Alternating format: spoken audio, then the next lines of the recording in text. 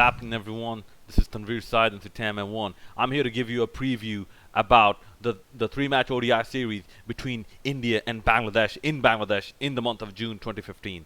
Now, a couple of things to get through here.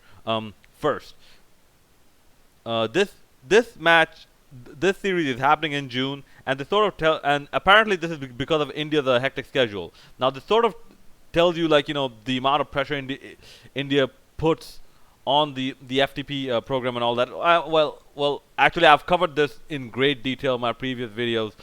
Please go through them. Like, why I think India is actually bullying world cricket. Right.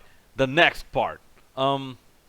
There's going to be a lot of rain, and in fact, the actual test match, it was a nothing test match. Honestly, it was a nothing test match. You cannot exactly blame anyone for anything, really. Because, like, look at the conditions and look at how many intervals there were in the middle, and you can't exactly, like, blame for in day 5 or when Bangladesh knew that they're the only team that's gonna bat that day. Bangladesh knew that. They're like, okay, whatever. I don't give a fuck. Although would have liked to seen Mominul Haq get to his 1250, but in this fashion, it was a bit iffy. It was a bit iffy because Bangladesh did not bat first, and guess Aswin is a good spinner. What credit where it's due. Like, although I don't like the team because of the philosophy, Aswin is a good spinner. He's now it's only about only the matter of Bangladesh, figuring Aswin out. Because Ashwin, he's actually getting some good turn on the ball, and this again tells you, like, Bangladesh need to invest in their right arm spinners. I think they had only 2 before this authentic right arm spinners. First was my uncle, maternal uncle, Naimur Rahman. Next was I think was a guy called Fahim Muntazir or something like that. I remember seeing that guy's name pop up in an ODI or two. Yeah.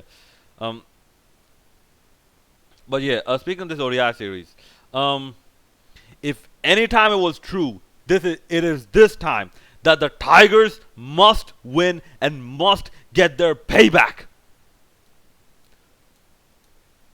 And the SBNS is our battleground for that payback. Okay?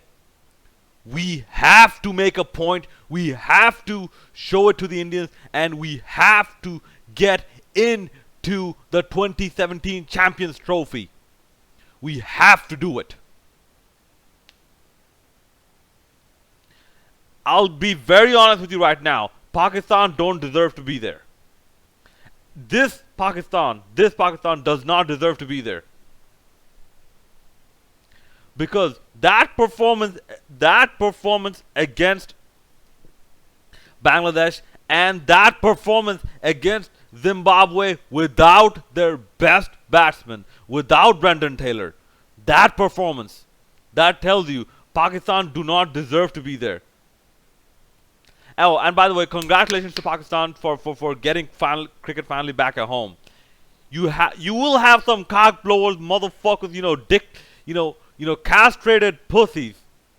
castrated pussies who try to sabotage any progress of a nation by bombs and all these things. Like, you will have this idiots. They think they're brave, but they're perhaps the biggest cowards I ever know.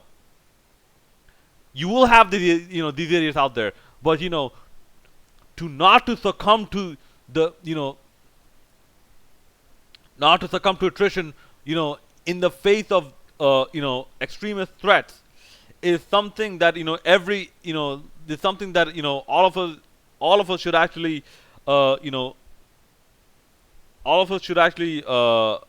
have as part of a philosophy. I'm not saying that okay, it doesn't mean that it makes everything okay. No. But for a sporting event,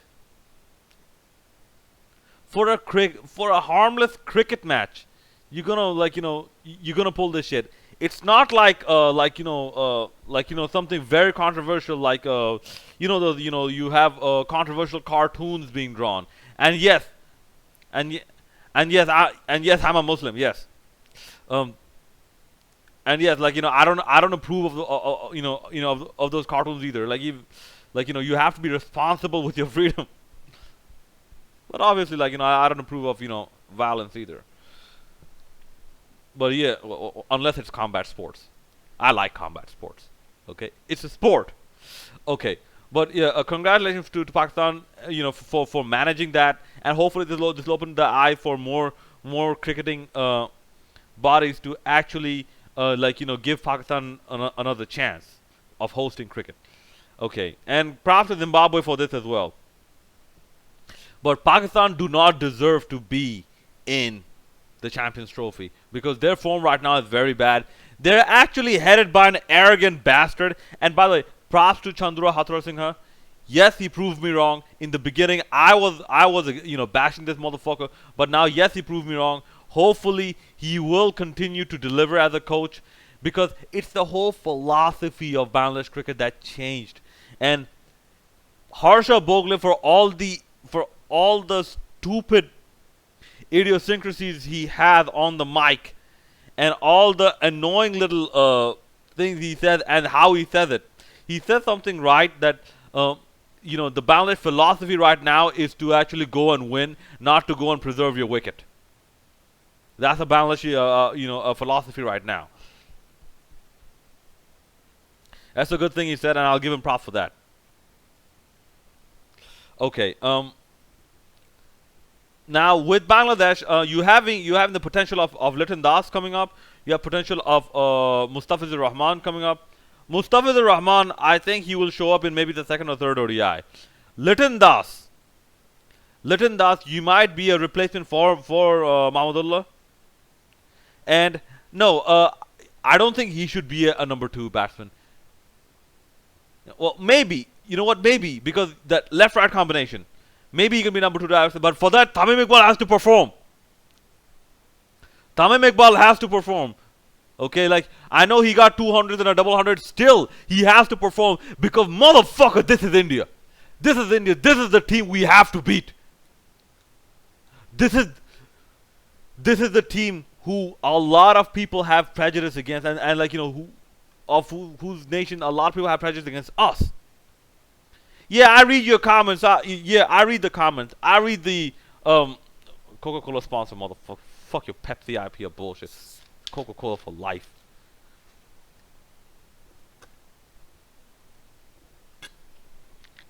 Yeah, I read your comments on ESPN Cricket Info comments. I see all these people from even from Bengal saying that the Bangladesh are just acting this and that and this and that.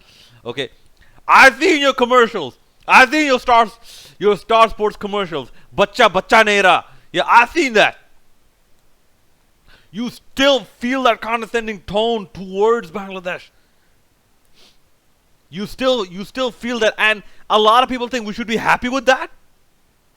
That this baby steps towards equitable treatment. We should be happy with that, and we should say, well, we should be thankful we got this. So, anyways, the match expect a lot of rain interruptions. Expect curtail matches, reduced matches, and like the test match, which is a nothing test match, expect this to be a nothing ODI as well. But I expect Bangladesh to win at least one match, especially given that Mashrafi Mortaza is coming back. I expect Bangladesh to win at least one match, and other two having no results. Okay, Rubal Hussain is coming back, so that's a good thing. Arafat Sunny is coming back, so that's a good thing because Tajul Islam his problem is his inaccuracy. He's gigantic inaccuracy. This is why Ruan Kalpich, I don't think he's the right guy for being a spin coach. And this is why Abdul Razak should make a comeback because Abdul Razak he's accurate. Tajul Islam, with the toss, he has somewhat like a Muhammad Rafiq kind of action, if you will. Maybe like the conventional spinner, but with with the amount of flight he gives the ball, he has very little room for room for error. So with Shakib Al Hasan, the angle he comes in.